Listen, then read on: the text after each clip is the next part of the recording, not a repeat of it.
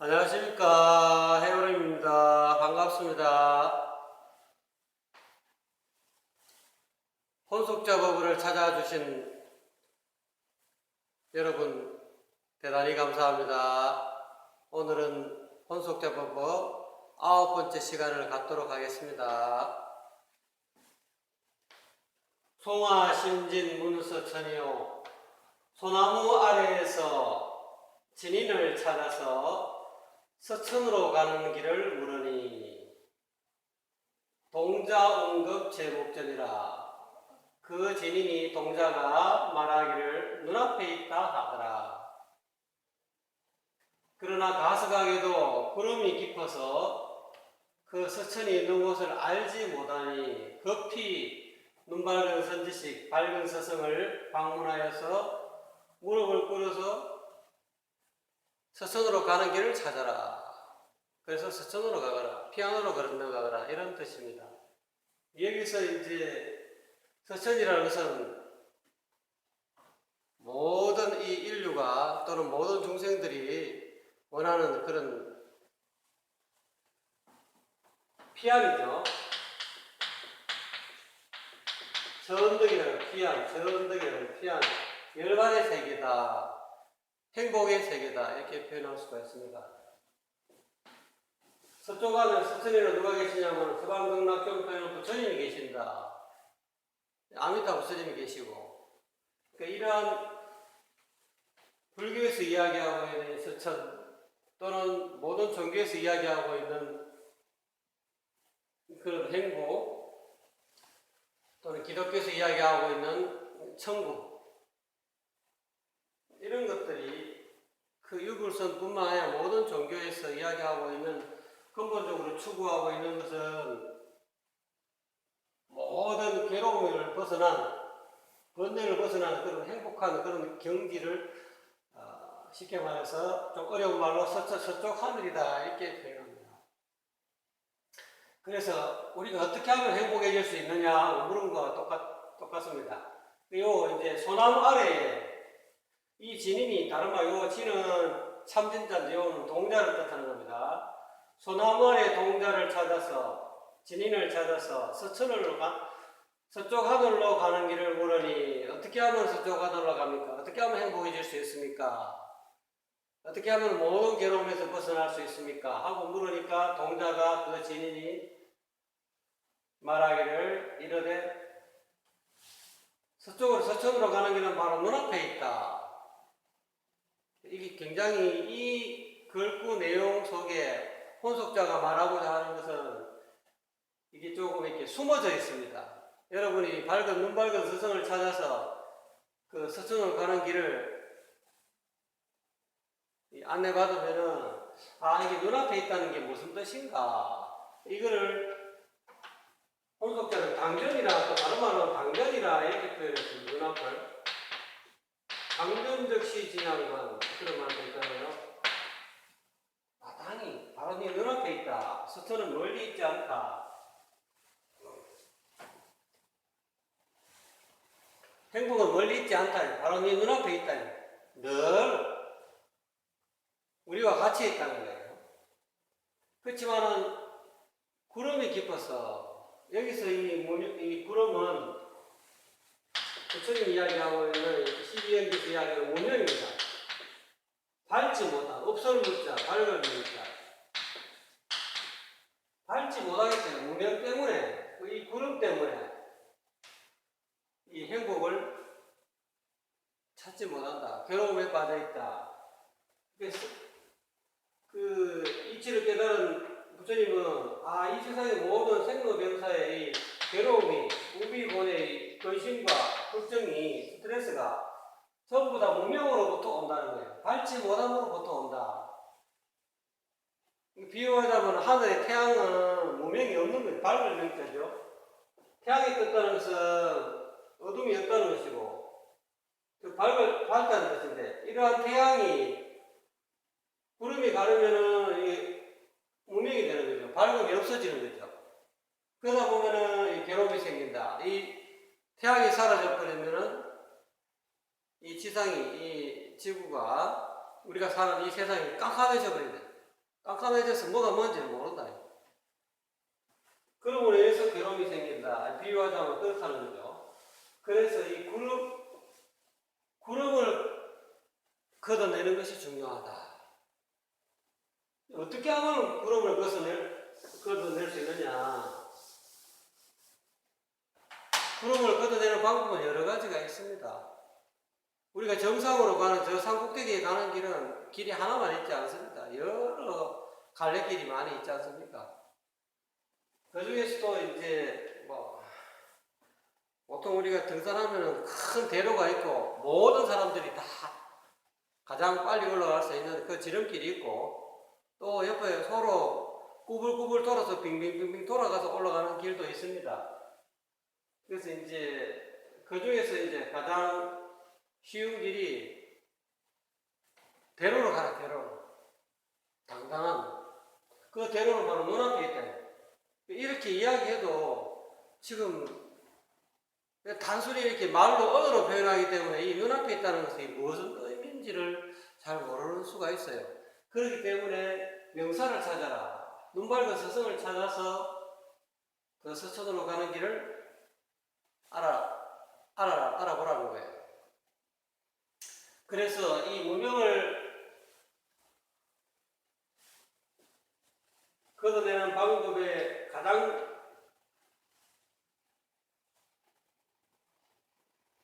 빠른 방법이 명사를 찾는 것이다. 명사를 찾으면 일보직초라. 한 걸음에 바로 초라고 해요.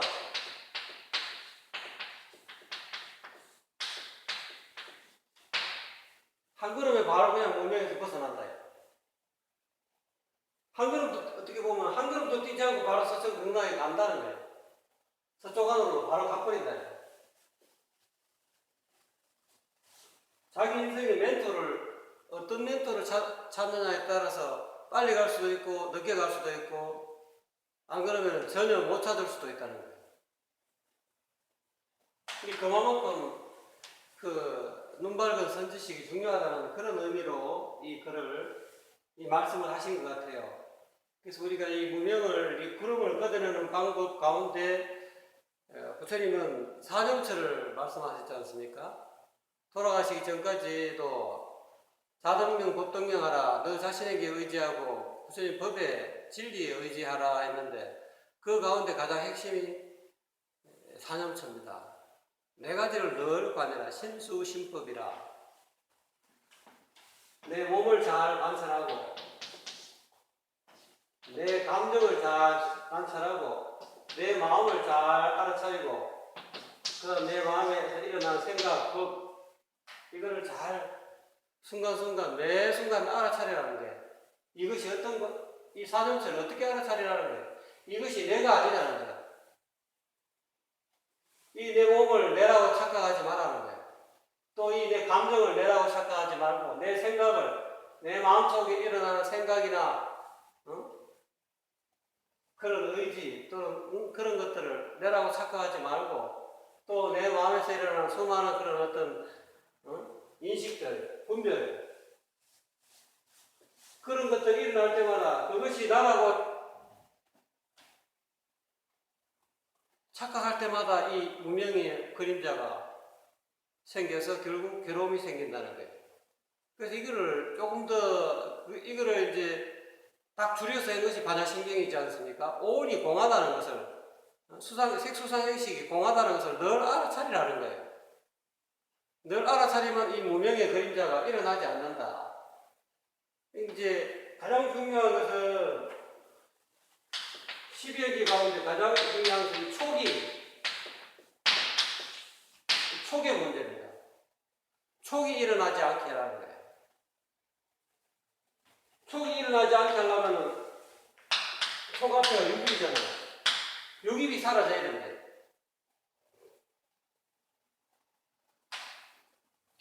어떻게 보면 부처님은 무명을 타파해서 생사에서 벗어났지만 부처님이 육입이 뭔지를 분명히 아신 것 같아요. 그래서 이 육입에서 벗어난 이 육입을 멸하는 길이 촉을 멸하고 육입을 멸하는 길이 이거 사념처에 있다는 거예요. 신수신법. 내 몸을 내라고 이렇게 생각하는 그 의식 상태, 그것이 사라져야 된다는 거예요. 우리가 갈등이 생기고 괴로움이 생기고 번뇌가 생기는 것은 아니 비설신이를 나라고 이렇게 딱 의식하는 순간부터 벌써부터 자아와 세계가 분리가 됩니다.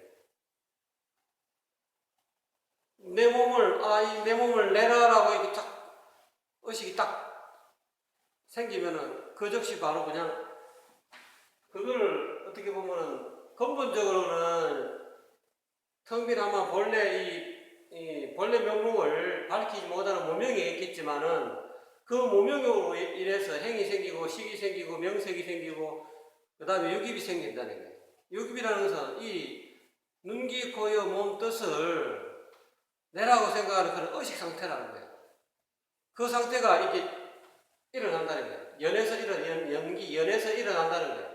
그로 인해서 또 촉이 생긴다는 거예요. 촉이라는 것은 그런 의식 상태에서 한 번 더 나아가서 이 색수상 형식을 자아와 세계가 완전히 실질적으로 실체적 존재라고 이렇게 느끼는 그 상태를 촉이라 그래요. 우리가 이제 단순히 이것이 지휘봉 또는 이렇게 지시봉이라고 하는 요 개념이 생기지 않습니까? 이 개념을 처음부터 이런 요거를 지우개라 합시다. 흑판지우개. 처음부터 이게 흑판지우개라는 개념이 안 생겼다는 거예요. 처음에는 몰랐는데 누가 이거를 지우개 가져오더라, 선생님이 지우개 가져오더라, 흑판지우개 가져오더라 이래서 그렇게 함으로 인해서 이 지우개라는 인식이 명색이 지우개라는 이름과 그 이름에 합당한 이미지가 색이 이게 명색이 일치가 되는 거죠. 동일시 되는 거죠. 이 동일시 되면서 내 인식 체계에 이것이 기억된다는 거예요. 저장이 된다는 거예요. 저장되고 인해서 나중에 또 지우개라고 이렇게 선생님이 이야기했을 때 처음에는 이게 지우개를 인식 못해, 흑판 지우개를 인식 못했는데 나중에 자꾸 말하고 이름으로 불러주고 그 이미지하고 서로 이렇게 동일시함으로 인해서 내 인식 속에, 내 마음속에 저장이 된다. 저장이 됨으로 인해서 명색이 생김으로 해서 그 다음에는 또 발전합니다.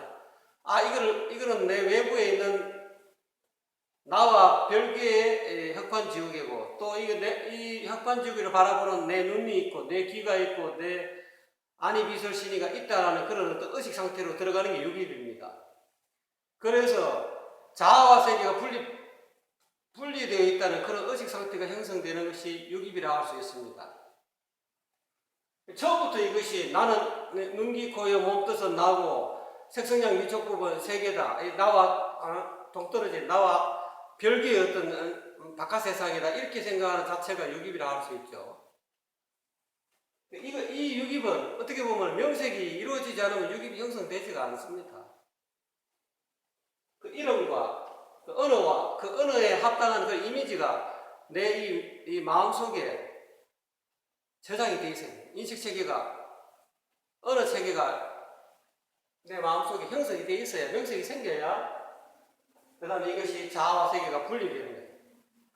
어린아이가 사람들이 점점 자라서 언어를 인식하게 될 때 또는 이 사물을 인식하게 될 때 처음부터 인식하는 게 아니라 처음에는 이렇게 말을 해주고 이름을 불러주고 소리를 불러주고 그 소리에 대한 그 이미지가 내 마음속에 이렇게 체계가 형성이 돼야 돼요. 이런 것들이 그것이 이제 올바르게 이게 무명으로 인해서 생긴 명색이냐 안 그러면 명으로 생긴 명색이냐에 따라서 다르다는 거예요. 이 식이 생기고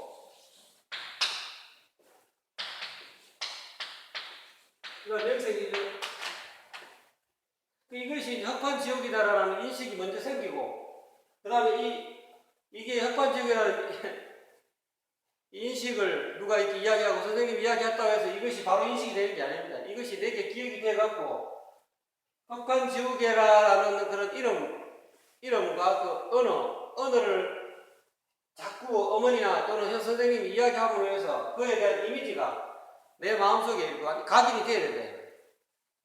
그러니까 이제 우리말로 하면 우리말로 한국어로 각인이 되겠죠. 영어로 하면 영어로 각인이 될 것이고, 일본말로 하면 일본말로의 어떤 명색이 형성되는 거죠.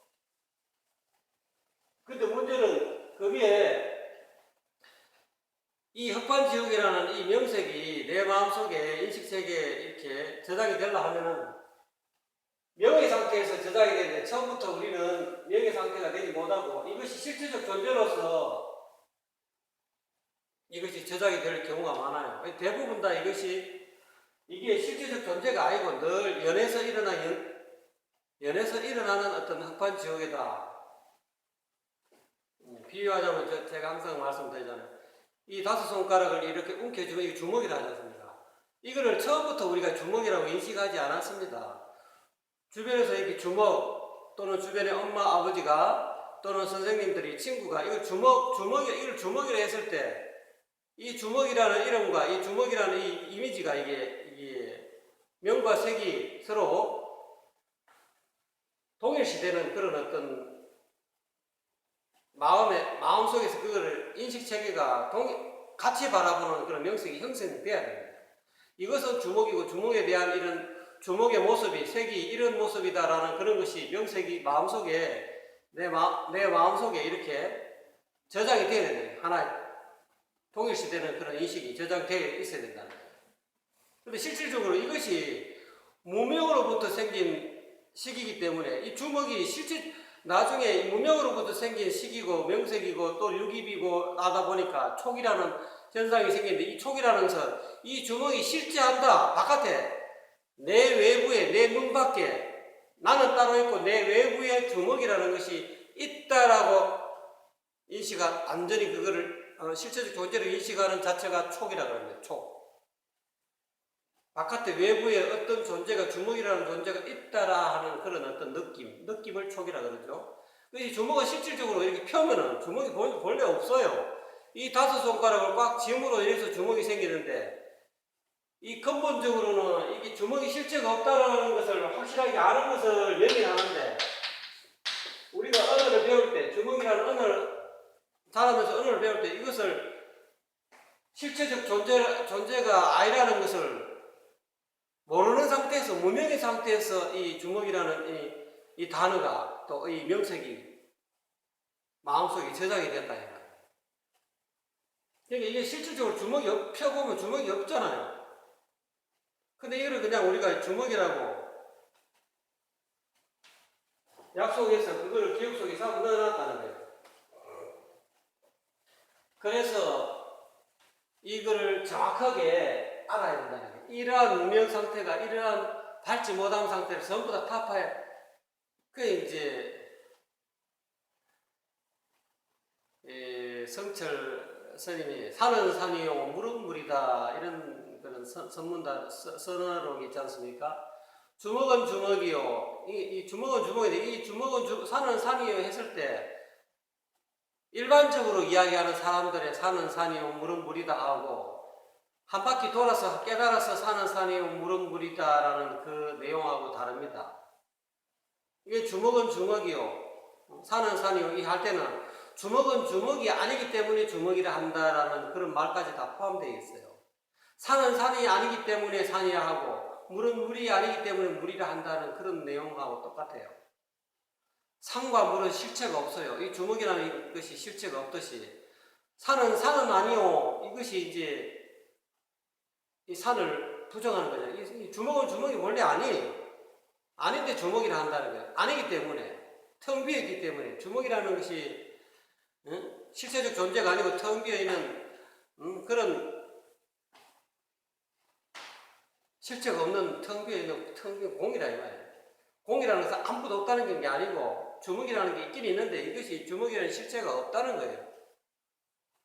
산은 산이요 물은 물도 마찬가지예요. 산은 산이 아니요, 산은 산이 아니기 때문에 산이라고, 물은 물이 아니기 때문에 물이라 한다는 그 말이 밑바닥에 깔려 있다는 거예요. 주먹도 마찬가지죠. 주먹은 주먹이 아니기 때문에 주먹이라 한다는 거예요. 주먹이 아니잖아요. 이렇게 쥐고 있을 때만 주먹이라는 이름이 생길 뿐이지. 이런 것을 쉽게 말하면 구름이라 한다는 거예요. 그 무명을 밝혀서 이 상에 눈에 보이는 이 모습에 끄달리지 말아요. 그래서 금강경에서 범소유상은 계시허망이요 약견재상비상이면 적견열애라. 이 세상에 물은 모든 현상이 나타나는 것은 전부 다 허망하다. 실제적 존재가 아니라는 거예요. 만약에 이것이 주먹이 아니라는 것을 확실히 알았을 때 비로소 열애의 마음을 볼 수 있다는 거예요. 열애를 볼 수 있다는 거예요. 왜 부처님이 왜 이것을 주먹이라 하지 않고 상을 상이라 하지 않는가? 금강경의 그 말씀이 그런 친절한 말씀이죠. 범소유상, 물은 모든 상이 있는 것, 주먹이든 흑한이든 지옥이든 이것은 허망하다는 계시 허망이다. 실체적 존재가 아니라는 거예요. 그래서 우리는 이걸 실체적 존재로 인식한다는 거예요. 주먹이 영원히 있는, 옛날부터 있어온 주먹이 있다라는 그렇게 착각한다는 거예요. 그것이 무명이라는 거예요. 근본적인 것은 그게 무명 때문에 생긴 건데 그 무명을 없애야 된다. 그렇게 그만큼 이 구름이 깊다 보면은 이 서천이 어딘지 알기가 힘든다는 거예요. 그래서 진인을 찾았으면은 참된 것을 진을 찾았으면 망리 떠나지 말아라.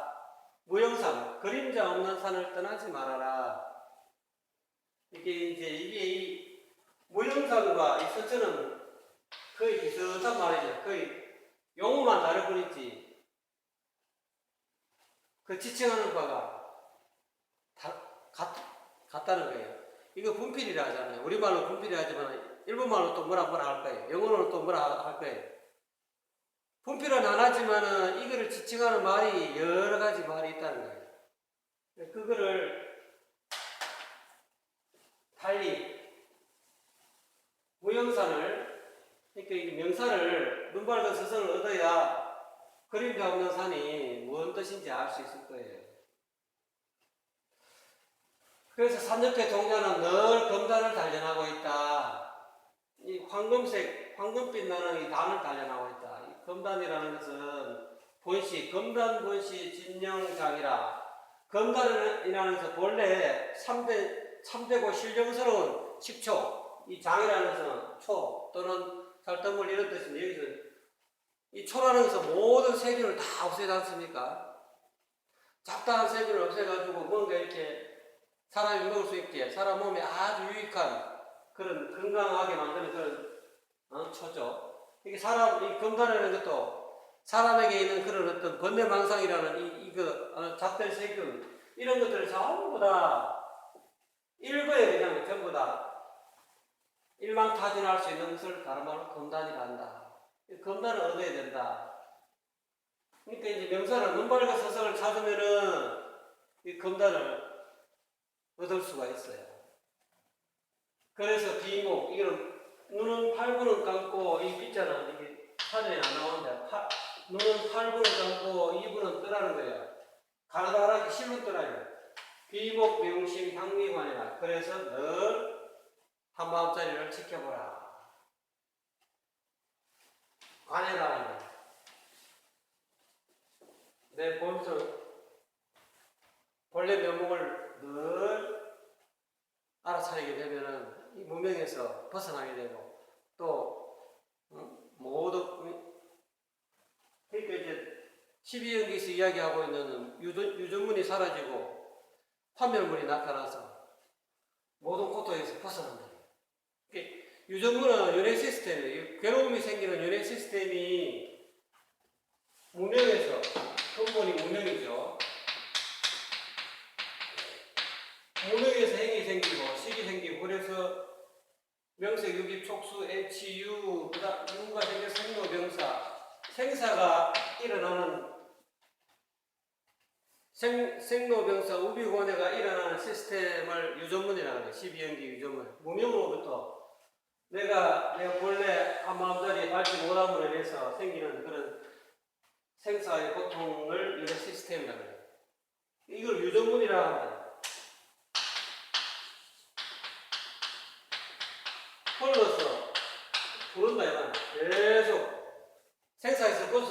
못하고 계속 다람쥐 쳇바퀴 돌듯이 계속 이 생사 고통의 이 수레바퀴에서 못 벗어난다는 거죠. 이걸 벗어나려고 하면은 눈박을 스승을 얻어서 명사를 찾아서 무영사 서천을 알아야 돼. 공원 서천으로 가는 길을 알아야 돼. 공자님 이걸 조문도면 아침에 도를 얻으면 저녁에 죽어도 좋다. 조문도를 해야 된다. 눈박을 스승을 찾아서 조문도를 해야 석사라도 저녁에 죽어도 좋을 그런 어떤 길을 찾아야 돼. 얻어야 돼. 어떤 방식으로든 얻어갖고 내가 늘 이 고통에서 스트레스에서 이 현대인의 스트레스가 얼마나 많습니까? 괴로움 많지 않습니까? 여러 가지 모든 근본적인 괴로움은 무명에서부터 생긴다. 이 무명을 타파할 수 있는 늘 밝을 수 있는 행주자와 어묵동정에서 내가 어디에 어떤 자세를 취하든 간에 늘 무명에서 벗어나는 어둠에서 벗어나는 내 본래 마음을 늘 밝힐 수 있는 그런 길을 얻어야 된다. 그런 어떤 수행을 해야 되고 그런 삶을 살아야 된다. 그렇게 살지 못하면 다람쥐 쳇바퀴 돌듯이 계속 연애 시스템에서 벗어날 수가 없어요. 그래서 호독자는 삼부재고요 이름난 명사는 높다고 해서 다 명사이 되는 게 아니다. 그 산 속에 신선이 있어야 명산이 되는 것이다. 물 또한 신령스러운 물이 이름난 물이 신령스러운 물이 깊다 해서 다 물이 다 신령스러운 것이 아니다. 깊으면 사람을 죽일 수도 있잖아요. 오로지 그 물 속에 조화를 부리는 용이 살아야 용이 있어야 신령한 것이다. 이것은 참 비유로서 말씀하시는 건데 이 세상에 이 깨달음을 우리는 보통 이 깨달음을 얻기 위해서 이 검증된 사람들 특히 이제 우리 이 사회 시스템에서는 뭐 우리가 보통 제야에도 고수가 있는 법인데 사람들은 검증된 교수, 검증된 스님, 검증된 사람, 모든 사람들이 알고 있는 그런 어떤 뭐 목사님 이런 뭐 딱딱 이렇게 우리가 이제 사회적으로 이렇게 이미지가 굳어 있는 그런 분들 속에서도 우리가 이 진리를 깨달을 수 있지만 그거 아닌 평범한 사람 속에서도 그 제야의 고수들이 있다는 거예요. 그러니까 그런 것을 또 의미할 수도 있습니다. 당신은 이미 한수시 가신 양반인데 모든 괴로움에서 벗어난 양반인데 세상 사람들이 알아주지 않는다. 혼속자가 누군지를 알아주지 않는다는 거예요. 알아주지 않지만은 이미 세상에서 다 드러나고 있는 기존에 있는 그런 어떤 체계 안에서 우리가 대부분 다 이렇게 깨달음을 추구하고 복을 추구하고 그러지 않습니까? 근데 그게 아니라는 거예요. 허름한 옷을 입고 겉으로는 전혀 깨달은 사람 같지 않아도 그런 사람 속에 진짜 눈 밝은 사람이 있다라는 것을 아마 의미하는 말이라고 저는 이해가 됩니다. 산이라는 게 우리가 보통 명산대천을 명산대차를 찾아가는데 높고 험난하고 그런 명산을 찾아가야 말이지 이름난 신성이 깊은 산 속에 신선이 있다라고 생각한다는 거예요.